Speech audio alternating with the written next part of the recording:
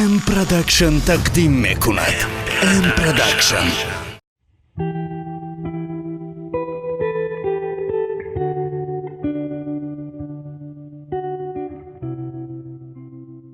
الهی جاهاشان جنت گردانه، گوراشان پرنور گردانه، از آبی کوثر سر آبشان گردانه، خدا رحمت کنه شما. عجب جورمون مرده که خوب بودم. همین من حیران که باید تیزم چه شد؟ چه شد؟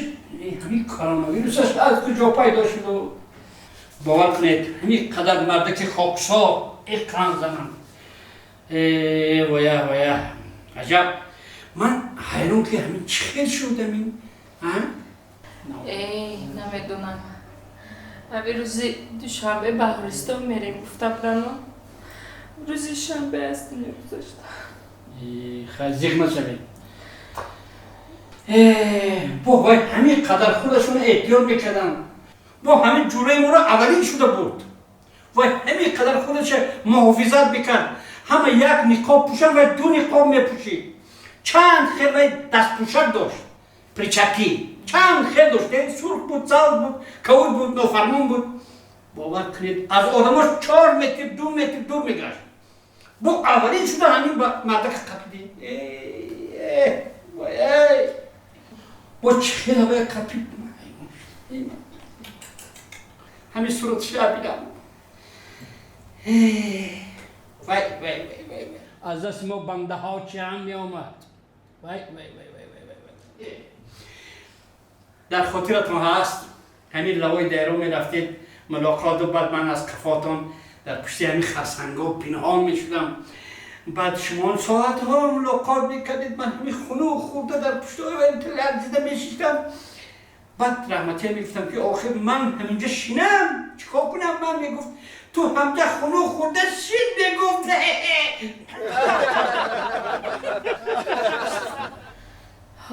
در یاد دارم هم وقتا کم کم دلتون با من میکشید. خیلی نگیده. وای این گپا گذاشت رفت کن. رحمتی ارواحشو نرنجانه. خیلی همه جان روزم بیگه شد.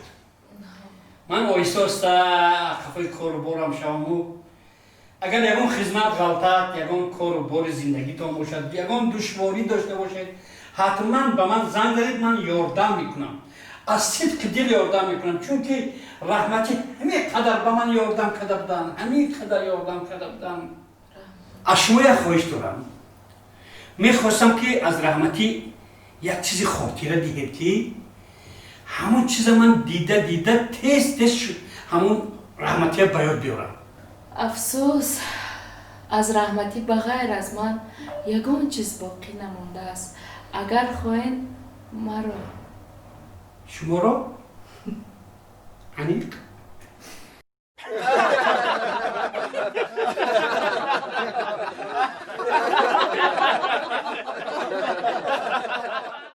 ام پروداکشن تقدیم میکند. ام پروداکشن. زنه بابا توی چی خیلی گذشت؟ توی زور گذشت. خشت ها رو زنگ زدم. خانگیامون زنگ زد، خشت برا دگونام زنگ زدن. تعریف کردن و نکی معلوم بود روی یکی بود سوخت استه بودن. من بسوزم دگونو.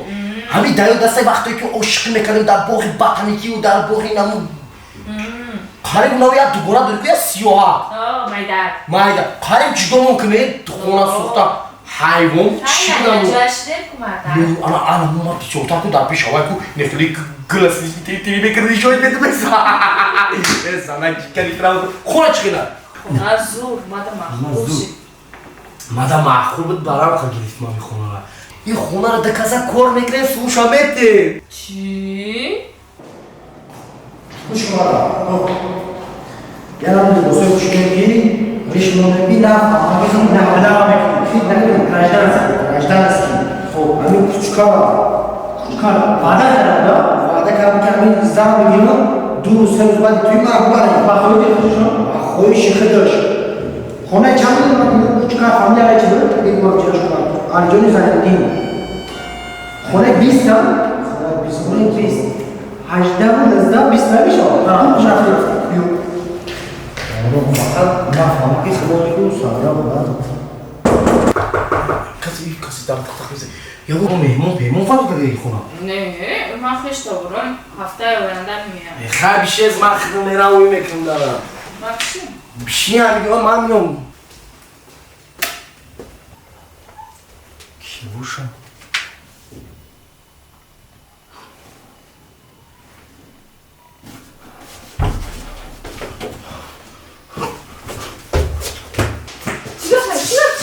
سلام اینا دو بچه‌ای که مرا ابلا کرده بودن من یا بالو کرده خلاص شده بودم مرا فرید کرده بودم انا مو اومدم مرا میقفم میبرن خیزبا سلام ما در دنیا شفاله بانجو میشم نه بگو که شوی ما بعد توی مسکو رفته گرد چرا؟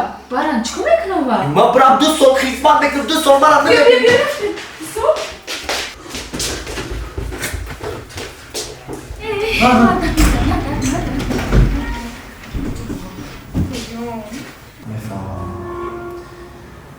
میگم در خونه‌اش نباشه چی؟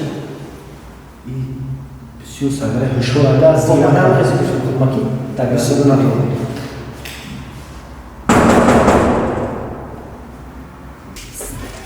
سلام 2 سال نمیری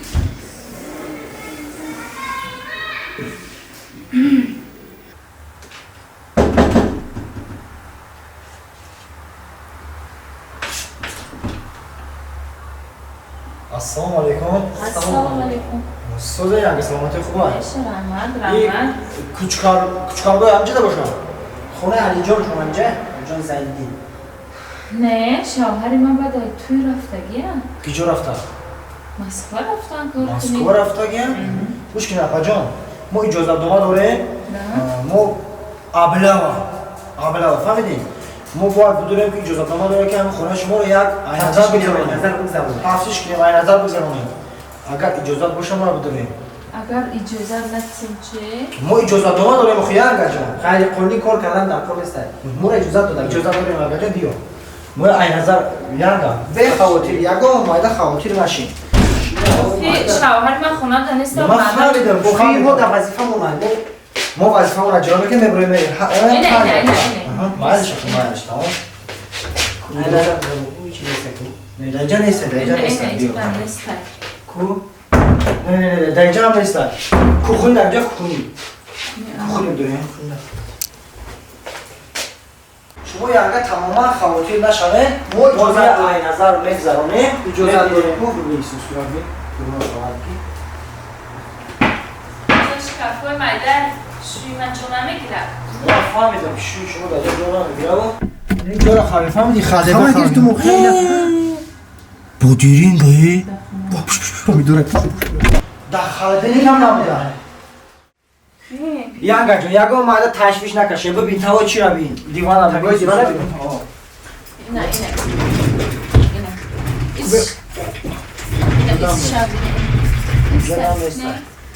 خیلی یانگا همه خونه تا این نظر گذارنده خونه 3 خونگا بودن همه شد دیگه یاگو جدا نیست من گفتم که مسکو رفت آه نیست انا شفانر مونده یانگا انا شفانر را میبینیم بعد کاری ما تموم بعد ما میریم نه اینجا را نمیبینه من اینجا چیزای شخصی دارم من فهمیدم شما چیزای شخصی دارین گوش کن من یک خبر میگیرم تمام میبینیم نه آخه یانگا من شما رو نفهمیدم اوی 3 در خونه را شما اجازه دادین که من ببینم خبر بگیرم او چی به شما یک شفانه را اجازه نمیده که در شما بوی کنم اکا شما یک چیز نمیفهمین آخی ما چی رو نمیفهمیم اگر من آزی دریش فنه را بکشم کو 2 سال به شوهر میمونم ام پروداکشن تقدیم میکند. ام پروداکشن. سلام علیکم سلام شده نپا سوز گازت در کره 10 تا گازت این 10 تا 10 تا گازت در کره 10 تا بسته 10 تا گازت 10 دونه ده او 10 تا گازت این 1 تا خب همه بیار میگیریم همش میگیری میگیریم بیار همش میگیری پول میرسه ها دختر بیار گفتم تمام خیلی اینه به حساب کن اینه 25 تا چند سمه شما؟ چند 50 سوم 50 سوم؟ ما رحمت اول با سلامت در باش. کشم بومیو با بیا پره گازه سوزن شاش نمی‌خونه بریم Kuchka ravi? Kuchka ravi? Gazete da sivravi? Kuchka! Salam alaikum. Jabiye bacha. Salam alaikum. Salam aqa chi dadu? Chi oldu ama kuba? Mesharama. Bekum bacha mi damo akhir nametovi. Khuda madanam gazeta migiri hammasha khonanda meram mekhoni. Mekhona oqish. Bacha fahmish diga shida. Mekhona bush bisyor shida ilm bisyor shida yana ma'lumot. Gazeta tu kay mekhoni. میای طرف کنی با مرا مشکل نرده بعد در همی بزرگچه همی سه آوردگیم همی گازیتو رو در تکی سه میمونو